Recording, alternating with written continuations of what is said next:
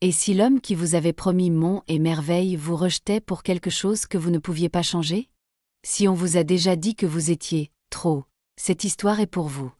Restez avec nous, car la suite va vous réchauffer le cœur. Le train crissa et s'immobilisa dans l'air glacial de Silver Creek, la vapeur sifflant dans le silence de fin d'après-midi. Ella Lanina Morgan descendit du dernier wagon, une valise usée à la main, sa haute silhouette projetant une longue ombre sur le quai buriné par le temps. Du haut de son mètre 83, elle dépassait presque tous les hommes de Boston.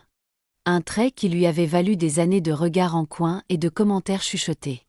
Mais elle n'était pas venue en Oregon pour chercher l'approbation. Elle était venue pour un nouveau départ, un endroit où elle aurait sa place, et peut-être, qui sait, pour être aimée. La lettre nichée dans la poche de son manteau lui avait promis les 3. Pendant 6 mois, elle avait échangé des lettres avec William Prescott, propriétaire d'une scierie, qui écrivait d'une plume soignée et sur un ton de gentleman. Il n'avait pas posé de questions sur sa taille. Elle ne l'avait pas mentionné. Il parlait de choses pratiques. Recettes de soupe, livraison de bois, livres qu'ils avaient lus. Cela semblait honnête. Cela semblait sûr. Elle lissa sa robe de laine vert forêt faite main et prit une profonde inspiration tandis que le dernier coup de sifflet du train s'estompait. C'était sa deuxième chance, mais personne n'était là pour l'accueillir. Silver Creek était une ville de bûcherons, taillée dans le pin et la rudesse, avec des rues boueuses et des enseignes de guingois. Quelques bûcherons traînaient devant le saloon, leur conversation s'interrompant à son passage. Leurs yeux s'écarquillèrent quand ils la remarquèrent. L'un d'eux siffla même, longuement et à voix basse. Un homme sortit du magasin général, retirant son chapeau en s'approchant. Il était solidement bâti, les cheveux blonds vénitiens, la barbe taillée, mais il n'atteignait pas son menton. « Mademoiselle Morgan ?» demanda-t-il, bien que son ton fût déjà hésitant. « Monsieur Prescott », répondit-elle avec un calme étudié, tendant sa main gantée. « C'est un plaisir de vous rencontrer enfin. » Il lui prit la main, mais la relâcha trop vite, ses yeux allant de son visage à ses bottes, puis revenant. « Vous n'avez pas mentionné votre stature. » Elle soutint son regard. « Non, en effet. Vous êtes plus grande que moi. » « Oui, » dit-elle simplement. « Je le suis. » Il recula. « J'ai besoin d'une épouse qui corresponde au rôle. » « Le rôle » répéta-t-elle. « Une femme doit lever les yeux vers son mari, » marmonna-t-il, la voix tendue. Pas l'inverse. Derrière lui, quelqu'un au saloon gloussa. Ella se redressa de toute sa hauteur. « Vous avez écrit que vous vouliez une partenaire, quelqu'un avec qui construire une vie. » « Je voulais une femme normale, » dit-il, puis grimaça. « Je veux dire, quelqu'un de stature ordinaire. » Elle ne broncha pas, même si son cœur se fendait. « Vous voulez quelqu'un d'assez petit pour ne pas être remarqué. »« Je vais organiser votre voyage de retour, » dit-il en reculant déjà. « Le train pour les passe demain matin. »« J'ai dépensé tout ce que j'avais pour venir ici, » dit-elle. « Je suis désolé, » marmonna-t-il, se tournant déjà vers le magasin. « Vraiment. » Et c'est ainsi qu'il disparut. Les bûcherons devant le saloon regardaient toujours. L'un d'eux lança. « Besoin d'aide avec ce sac, mademoiselle ?» Il a l'air minuscule dans ses grandes mains. D'autres rirent. Ella ne répondit pas. Elle descendit du quai, ses bottes s'enfonçant dans la rue boueuse. Sa valise lui semblait plus lourde qu'1 heure auparavant, mais elle la portait comme elle l'avait toujours fait, sans se plaindre. Elle passa devant le magasin général, les saloons, l'église à la peinture blanche écaillée, et marcha jusqu'à la lisière de la ville où les pins se dressaient, hauts et silencieux. Elle s'assit sur un tronc d'arbre abattu, son souffle visible dans l'air froid, et laissa le silence s'installer. Puis, derrière elle, « Sacrée vue d'ici. »« Hein ?» Elle se tourna, surprise. Un homme se tenait à quelques mètres, bras croisés, manches retroussées. Il la dépassait de quelques centimètres, portait une barbe épaisse et avait des yeux bleus vifs. Sa voix était grave, posée, imperturbable. « Je ne voulais pas vous surprendre, » dit-il. « Je m'appelle Gabriel Blackwood. Je dirige le camp de bûcherons du Nord. Il y a une pension tenue par Martha Webb. Lit correct, repas chaud. Je vous y accompagne si vous voulez. » Elle hésita. « Pourquoi m'aideriez-vous ? Parce que personne ne mérite d'être laissé en plan, dit-il simplement. Et parce que les gens comme vous, ceux qui ne rentrent pas dans le moule, ce sont eux qui finissent par tout changer. Elle le dévisagea, puis hocha la tête. D'accord, monsieur Blackwood. Gabriel, corrigea-t-il. Alors qu'il marchait vers les lumières de Silver Creek, elle sentit les regards des habitants. Mais avec Gabriel à ses côtés, ce n'était pas aussi piquant. Ça ne blessait pas autant. Demain, elle partirait peut-être, ou elle resterait peut-être, mais ce soir, elle n'était pas seule. Et pour la première fois depuis qu'elle était descendue de ce train, cela suffisait. Le lendemain matin, le soleil filtrait à travers les rideaux de la chambre du premier étage de la pension Webb. Ella Nana s'étira sous la lourde courtepointe, les muscles endoloris par le long voyage et les émotions encore plus lourdes de la veille. Elle resta immobile un instant, rassemblant ses pensées. On l'avait laissée sur le quai, rejetée comme un colis mal assorti, mais elle ne s'était pas brisée. Pas complètement. Il y avait encore quelque chose en elle, appelez ça de la fierté ou du cran, qui refusait de se soumettre. En bas, l'odeur du café et du bacon frit l'attira hors de la chaleur de son lit. Quand elle entra dans la cuisine, Martha Webb se tourna de la cuisinière avec un sourire accueillant. « Bonjour, mademoiselle Morgan. Bien dormi ?»« Mieux que prévu, » répondit Ella Nana, se baissant légèrement en passant la porte, par vieille habitude. « Vous n'avez pas besoin de vous courber ici, » dit Martha, les yeux pétillants. « Mon mari était grand comme un pain, il a fait rehausser tous les cadres de porte quand nous avons construit cet endroit. Il disait qu'il en avait marre de vivre comme un bossu. » Ella Nana se redressa un peu. Ce genre d'attention était rare. « Merci, » dit-elle doucement. Elles mangèrent ensemble, œufs, pain et café noir. Ensuite, Martha s'essuya les mains sur un torchon. « Alors, quel est votre plan ?» Ella Nana baissa les yeux sur sa tasse vide. « Restez, du moins pour l'instant. J'ai des compétences en couture, des vêtements pratiques, surtout. Je pourrais gagner ma vie. » Martha n'hésita pas. La petite pièce derrière la véranda était mon atelier de couture. Elle est à vous maintenant. Bonne lumière, espace décent. Je serais ravie de la voir utilisée à nouveau. Je ne voudrais pas m'imposer. Ne soyez pas ridicule, l'interrompit Martha en agitant la main. D'ailleurs, mon manteau d'hiver a besoin d'être repris, et je n'ai plus la patience pour les coutures fines. Au milieu de la matinée, Ella Nana avait déballé son nécessaire de couture et transformé la pièce poussiéreuse en un modeste atelier. Elle passa ses doigts sur les rouleaux de tissu qu'elle avait apportés de Boston, laine solide, coton, quelques chutes de calicot. Il y avait du travail à faire. La nouvelle se répandit rapidement. À midi, 3 femmes s'étaient arrêtées avec des robes nécessitant des retouches. Madame Peterson, l'ancienne couturière de la ville, apparut avec un châle et une vue défaillante, marmonnant. « Mes mains ne valent plus rien. Mais vous, vous avez l'œil vif et des doigts plus sûrs. » Alors qu'elle prenait des mesures, une silhouette familière assombrit l'embrasure de la porte. « Mademoiselle Morgan, » dit Gabriel Blackwood en retirant son chapeau. Ella Nana se redressa. « Gabriel, je pensais que vous retourniez au camp. »« C'est le cas. Je suis juste passée voir si vous étiez toujours en ville. »« J'y suis. »« Bien. » Un silence. « Vous comptez rester un moment. »« Peut-être bien. » Gabriel hocha la tête. « Alors j'ai une offre. Mes hommes usent leurs affaires comme des chats sauvages. Personne au nord ne sait coudre droit. On aurait besoin d'une couturière qualifiée. » Ella Nana cligna des yeux. « Vous m'offrez du travail ? Je vous offre un revenu régulier pour des réparations. Ça pourrait être une bonne affaire. C'est généreux. » Gabriel se déplaça, l'air légèrement embarrassé. « Pas généreux, juste malin. Vous avez du talent. J'ai des chemises déchirées. Marché conclu. » Elle sourit. « D'accord, marché conclu. » Avant de partir, Gabriel s'arrêta. « Il y a une fête paroissiale samedi prochain.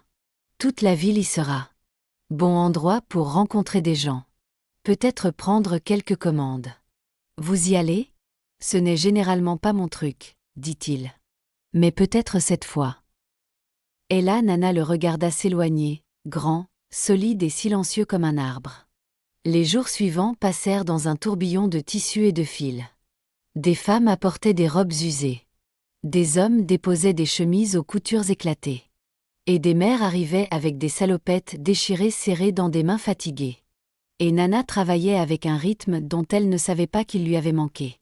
Pourtant, les regards n'avaient pas cessé. Au saloon, on l'appelait la couturière géante. Des chuchotements la suivaient dans chaque rue, mais elle gardait la tête haute. Elle l'avait toujours fait. Un soir, alors qu'elle cousait une doublure de manteau, Martha passa la tête. Ce monsieur Blackwood, il a fait dire qu'un de ses hommes passerait la semaine prochaine avec un paquet de réparations. Déjà ? Demanda Ella Nana, surprise. Il a dit au gars, la meilleure couture à l'ouest de Portland. Vous vous êtes fait un fan. Ella Nana baissa les yeux sur son travail, un sourire se formant. Elle n'avait pas de mari, plus de foyer à l'est. Mais ici, dans un coin de l'Oregon encadré de pins, elle avait du fil, un but, et peut-être quelque chose qui ne faisait que commencer. Pas une histoire d'amour, pas encore, mais le premier chapitre d'une. Samedi arriva avec un ciel si bleu qu'il semblait avoir été lavé à grande eau. La fête paroissiale était sur toutes les lèvres à Silver Creek, des tables de tarte s'étendant d'un bout à l'autre de la salle, des violons s'accordant près de la chaire, et l'odeur de poulet rôti flottant déjà par les fenêtres ouvertes. Ella Nana se tenait devant le miroir de sa chambre à la pension Webb, les mains lissant le tissu de sa plus belle robe, une pièce en laine bordeaux profond avec des broderies cuivrées au col. Elle n'était pas neuve, mais c'était la sienne. Cousue de ses propres mains, elle lui allait bien, solide aux coutures, pratique et fière. Elle releva ses cheveux, laissant quelques boucles souples encadrer son visage, puis fixa son reflet. Pas de corset, pas de dos voûté, juste une grande femme dans une belle robe, prête à être vue. Quand elle entra dans la salle paroissiale, la pièce devint un peu plus silencieuse. Elle y était habituée. Elle avait grandi avec ce silence, celui qui remplit l'espace quand une femme ne correspond pas tout à fait aux attentes. Mais maintenant, pour la première fois, ça ne piquait plus. Qu'il la dévisage. Certains hochèrent la tête, certains chuchotèrent, certains sourirent avec cette sorte de surprise polie réservée aux grandes femmes qui se comportaient comme si elles étaient à leur place. Quoi qu'il en soit, Martha Webb déboula comme un navire toute voile dehors. « Vous êtes magnifique », murmura-t-elle. « Vous allez leur faire regretter chaque mot qu'ils ont dit dans votre dos. » Ella Nana rit, la tension se dissipant comme un fil d'une aiguille. « Ce n'est pas le but. »« Non, mais c'est un joli bonus, » dit Martha avec un clin d'œil. Pendant 1 heure, Ella Nana se déplaça dans la foule, rencontrant les habitants sous la houlette de Martha. Le docteur, l'institutrice, la veuve du bureau de poste. Il posait des questions sur sa couture, complimentait ses points. Une femme, les yeux au niveau de l'épaule d'Ella Nana, se pencha et dit « Vous savez, je n'ai jamais pu atteindre cette étagère du haut dans le garde-manger. Vous êtes déjà une bénédiction. » Puis la musique s'arrêta. Ou peut-être s'est-elle simplement estompée parce que Gabriel Blackwood venait de franchir la porte. Grand, large, vêtu d'un pantalon propre et d'une chemise repassée qui semblait encore légèrement déplacée sur lui. Mais personne ne remarqua le malaise. On aurait dit que la forêt avait mis ses habits du dimanche, et il la regardait droit dans les yeux. Il traversa la pièce d'un pas lent et assuré. Quelques personnes lui firent un signe de tête. Nul n'osa l'arrêter. « Mademoiselle Morgan, » dit-il en arrivant à ses côtés. « Vous avez l'air en forme. »« Vous aussi, » dit-elle, la voix étonnamment douce. « Je ne m'attendais pas à ce que vous veniez. »« J'ai dit que je viendrais peut-être, » dit Gabriel. « Je n'ai pas dit que je ne viendrais pas. » C'est ainsi qu'il était. Discret, direct et entièrement sincère. Ils parlèrent, dérivant vers le bord de la pièce où la lumière des bougies vacillait sur le parquet et où la musique du violon reprenait. Le révérend les salua tous les deux avec un enthousiasme chaleureux, faisant un signe de tête vers la piste de danse. « Gabriel la regarda. M'accorderiez-vous cette danse ?» Ella hésita. « Ça fait longtemps. »« Alors nous serons rouillés ensemble. » Elle prit sa main.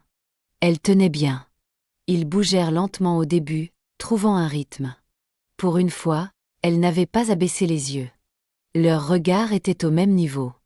Leurs pas s'accordaient. Elle se sentit légère, pas seulement sur ses pieds, mais dans sa poitrine, comme si quelqu'un avait dénoué un nœud qu'elle ne savait pas qu'elle portait. Alors que la musique montait, ils tournèrent 1 fois, 2 fois. La main de Gabrielle était ferme mais douce dans son dos. Il ne la guidait pas comme si elle était quelque chose à contrôler. Il marchait avec elle, d'égal à égal. « Vous me dévisagez », murmura Gabrielle. « Je n'ai pas l'habitude », admit elle. La plupart des hommes ne supportent pas de danser avec une grande femme. Gabriel Hauser ou Ensursel. La plupart des hommes sont des imbéciles. Après la fin du réel, ils se tinrent près de la table des rafraîchissements, chacun avec un verre de cidre. Ella jeta un coup d'œil vers les bancs du fond et se figea. William Prescott se tenait là, les observant, les yeux plissés, la bouche tordue en quelque chose entre un ricanement et un sourire narquois. Gabrielle suivit son regard. « Ignore-le. C'est mon intention. » Mais William n'en avait pas fini. Il traversa la pièce, un sourire poli épinglé sur son visage. « Mademoiselle Morgan, dit-il. Monsieur Blackwood. Je ne m'attendais pas à vous voir ce soir. Gabriel S.L. Reidit. Nous sommes ici comme tout le monde. » Bien sûr, dit William doucement, bien que certains pourraient dire que la vue de certains couples pourrait faire jaser les mauvaises langues. Ella pencha la tête. Qu'il jase. On a parlé de moi toute ma vie. Ça ne change pas qui je suis. Le sourire de William S.L. crespa. Silverkrieg a ses traditions. Alors il est peut-être temps que ces traditions se mettent à jour. Les yeux de William passèrent de Gabrielle à elle, puis revinrent. Eh bien, profitez de la piste de danse, mademoiselle Morgan. Bien que je me demande, vos pieds y tiennent-ils? C'était un coup bas. Gabrielle fit un pas en avant, mais Ella Nana l'arrêta d'une main sur son bras. Elle regarda William droit dans les yeux. Je préfère avoir des pieds trop grands pour le plancher qu'un cœur trop petit pour la vérité. William rougit. Vous faites une erreur. Non, j'ai juste arrêté de faire les vôtres. Il se tourna et partit, ses bottes résonnant sur le parquet. Gabrielle expira. Vous avez mieux géré ça que moi. Elle se tourna vers lui. Vous me donnez du courage. Il sourit, un petit sourire mais sincère. Vous l'aviez déjà. Je vous ai juste rappelé qu'il était là. Le reste de la soirée se passa dans une lueur. Musique de violon, conversation, et le doux bourdonnement de quelque chose qui aurait pu être le début de l'amour. Alors qu'ils sortaient dans l'air froid du soir, Gabrielle la raccompagna à la pension. La lune était basse au-dessus des pins, projetant une lumière argentée sur les toits saupoudrés de neige. À la grille. Il s'arrêta. Merci pour la danse. Merci d'être venu, dit-elle. Ça a signifié plus que vous ne le pensez. Gabrielle la regarda, quelque chose comme de la vénération dans les yeux. Vous êtes remarquable, mademoiselle Morgan. Et avant qu'elle ne puisse répondre, il toucha son chapeau et se tourna vers la route, sa haute silhouette disparaissant dans l'obscurité. À l'intérieur, Martha leva les yeux de son tricot et dit « Eh bien, vous l'avez fait penser à autre chose qu'au bois ce soir. » Ella sourit doucement. Elle ne répondit pas. Elle toucha simplement son col là où sa main s'était posée et monta à l'étage, pour une fois, n'essayant pas de prendre moins de place dans le monde, mais osant enfin le remplir. Les jours suivant la fête paroissiale se déroulèrent comme une chute de neige silencieuse, douce, lente, mais impossible à ignorer. L'air s'était refroidi, les matins étaient vifs de givre, et Ella Nana se retrouva à tomber dans un rythme auquel elle ne s'attendait pas. Elle cousait le jour dans l'arrière-boutique de la pension, sa machine à coudre ronronnant comme une berceuse.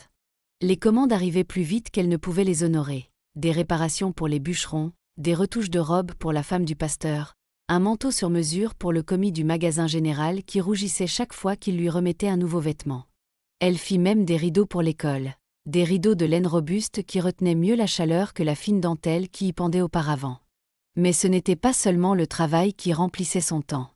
Gabrielle était retournée au camp du Nord le lendemain de la fête, et avec lui s'installa un étrange silence sur les jours d'Ella Nana. Il avait laissé un mot, une écriture soignée sur du papier épais. Vous dansez mieux que la plupart des hommes que je connais qui manient une hache. Je reviens dans une semaine. D'ici là, continuez à vous tenir droite. Elle gardait le mot niché dans son livre de patron, le relisant plus qu'elle ne l'admettrait à quiconque. Une semaine passa, puis deux. Le deuxième samedi arriva avec une tempête de neige, le genre qui annonçait un long hiver. La ville se calfeutra, des feux allumés dans chaque foyer, les cheminées crachant de la fumée dans le ciel gris. Martha Webb, jamais du genre à se laisser démonter par le temps, prépara un ragoût de venaison et garda une théière chaude toute la journée. Ella Nana aidait aux corvées et essayait de ne pas trop regarder la route. Il avait dit qu'il reviendrait aujourd'hui, mais la route restait vide. Le soir venu, alors que le vent se levait et que la neige tombait drue et vite, l'inquiétude s'insinua. Ella Nana était assise à la fenêtre du salon, les mains immobiles après la couture, fixant l'épais rideau blanc qui avait avalé la ville.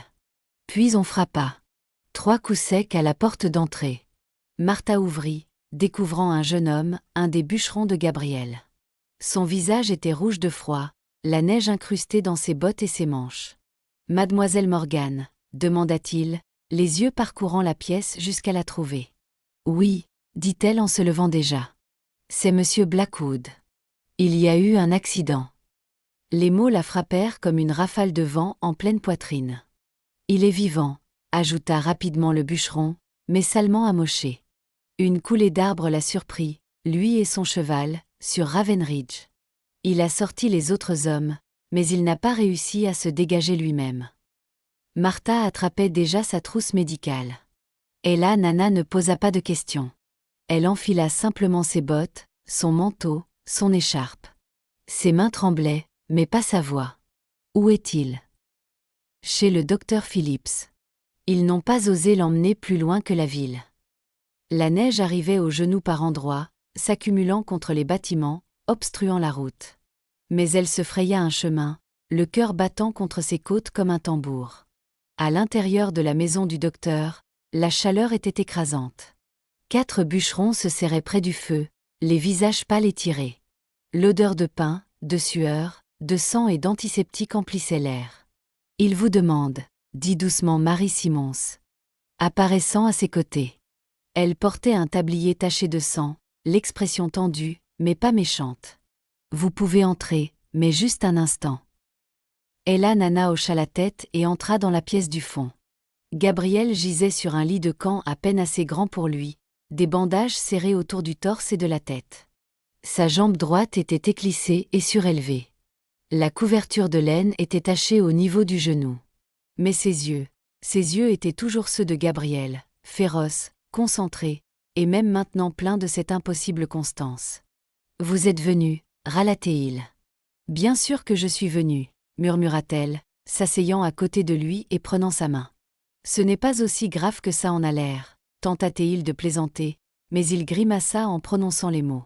« Vous êtes un piètre menteur » murmura-t-elle en écartant une mèche de cheveux de son front. « Vous devriez vous en tenir à la foresterie. » Il eut un petit rire, puis grimaça à nouveau. « Ça ira, dit-il. Je déteste juste rester immobile. » « Alors vous devrez apprendre la patience, dit-elle.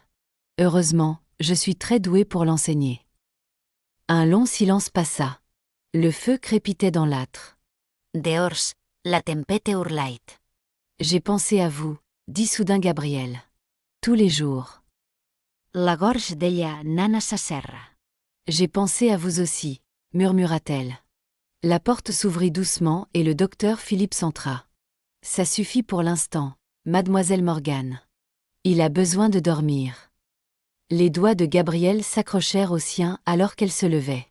Revenez demain, demanda-t-il, les yeux lourds. Je reviendrai tous les jours, dit-elle. Et elle le fit. Au cours de la semaine suivante, Ella Nana arriva chaque matin, parfois avec du pain frais, parfois avec des livres, parfois avec rien d'autre qu'une présence silencieuse à laquelle Gabriel s'accrochait comme à un souffle. Il s'améliorait lentement. La fièvre ne vint jamais. L'attelle tenait bon. La douleur commença à s'estomper. Mais le jour où Marie Simmons lui apporta du bouillon et les trouva riant doucement à l'une de ses terribles blagues, Ella Nana vit quelque chose changer dans ses yeux. Pas de la jalousie, ni même du regret, mais de la reconnaissance.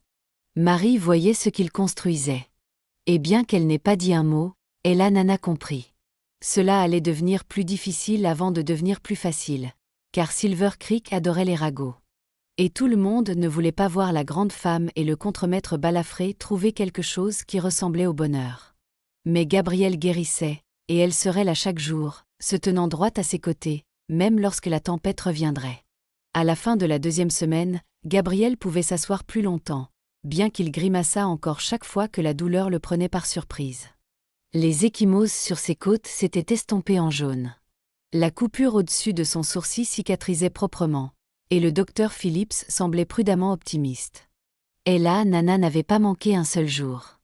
Chaque matin, elle arrivait avec quelque chose, du linge frais, un ragoût que Martha avait fait mijoter toute la nuit, un livre, un sourire. Parfois, elle restait 1 heure, parfois tout l'après-midi, réparant tranquillement des vêtements à son chevet pendant qu'il somnolait ou racontait des histoires du camp. Mais Silver Creek commençait à s'en rendre compte. Cela commença par des chuchotements, puis des regards, puis des questions déguisées en inquiétude. Était-il approprié qu'une femme célibataire rende visite à un homme blessé tous les jours? Était-elle juste sa couturière ou autre chose? Et n'était-il pas curieux de voir à quelle vitesse elle était devenue essentielle? Martha, comme on pouvait s'y attendre, balaya cela d'un revers de main avec un reniflement. Ces gens ne savent pas quoi faire d'une femme qui dépasse leurs attentes, marmonnait-elle en coupant des carottes dans la marmite à ragoût. Et là, Nana essayait de ne pas se laisser déranger. Elle avait enduré pire. Mais les regards la suivaient sur Main Street, au magasin général, à l'église. William Prescott n'aidait pas. Il avait cessé de faire semblant de l'ignorer. Maintenant, chaque fois qu'ils se croisaient, il lui offrait un sourire suffisant, comme s'il regardait un désastre se dérouler au ralenti. Une fois, en la croisant sur le trottoir en bois, il toucha son chapeau et dit « Certaines personnes ne peuvent tout simplement pas s'empêcher de se donner en spectacle. » Elle ne répondit pas, mais cela lui resta. À l'intérieur de la maison du docteur, les choses semblaient sûres, chaleureuses. La présence de Gabriel, blessé ou non, avait une gravité. Quand il parlait, elle écoutait. Quand il souriait, quelque chose dans sa poitrine se détendait. Mais Marie Simmons, Marie était toujours là, serviable, efficace et parfaitement posée. Ella Nana ne pouvait se défaire du sentiment que l'ancienne fiancée de Gabriel savait exactement ce qu'elle faisait. Rien d'ouvert, rien de cruel, juste une présence constante, une histoire qui flottait dans l'air, tacite mais indéniable. Le 18e jour de la convalescence de Gabriel, le docteur Phillips fit sa recommandation. « Il est temps, leur dit-il à tous les deux. Vous êtes assez stable pour sortir d'ici, mais pas d'escalier, pas d'excitation, et quelqu'un doit garder un œil sur vous. » Gabriel regarda Ella Nana, puis Martha. « J'ai une chambre de prête, » dit Martha sans hésitation. Le salon arrière a un canapé-lit et beaucoup de soleil. Ella Nana cligna des yeux. « Vous n'en avez jamais parlé. » Martha haussa les épaules. « Je ne voulais pas que vous vous inquiétiez de la logistique pendant qu'il saignait encore dans les draps. » Gabriel eut un petit rire et grimaça. Le lendemain matin, il fut transporté sur une civière jusqu'à la pension Webb par 2 de ses bûcherons qui grognèrent tout le long du trajet mais semblaient fiers d'aider. Ella Nana était déjà là, lissant des draps frais, gonflant des oreillers, et essayant très fort de ne pas paraître nerveuse. Il s'installa rapidement, trop rapidement. Le 2e jour, il était agité. Le 3e, il broyait du noir. Le 4e, il demanda sa béquille. « Vous ne pouvez pas encore marcher, » dit Ella Nana, les bras croisés. « Je peux essayer. » « Vous n'essayerez rien tant que cette jambe ne sera pas guérie. » Il grommela mais céda. Plus tard cet après-midi-là, alors que la neige tombait épaisse et silencieuse derrière les fenêtres du salon, ils jouèrent aux cartes. Martha leur avait appris une vieille variante Lakota du poker, et Gabriel accusa Ella Nana de bluffer comme une professionnelle. Elle sourit. « J'ai passé toute ma vie à faire semblant de ne pas être blessée. Vous croyez que je ne peux pas simuler une couleur ?» Ils rirent, et pendant un instant, tout parut léger. Mais cette nuit-là, on frappa à la porte de la pension. Martha ouvrit et trouva William Prescott, grand et suffisant sur le porche, son manteau impeccable malgré la neige. « Je suis venu parler à Monsieur Blackwood, » dit-il. « Pourquoi ?» demanda Martha, les bras croisés. « Affaires de la ville. » Martha ne bougea pas. « Vous pouvez parler ici ou pas du tout. » William entra, les yeux se rétrécissant en apercevant Ella Nana assise à côté du canapé de Gabriel, en train de repriser une chemise. « Eh bien, » dit-il. « N'est-ce pas confortable ?» Gabriel se pencha légèrement en avant.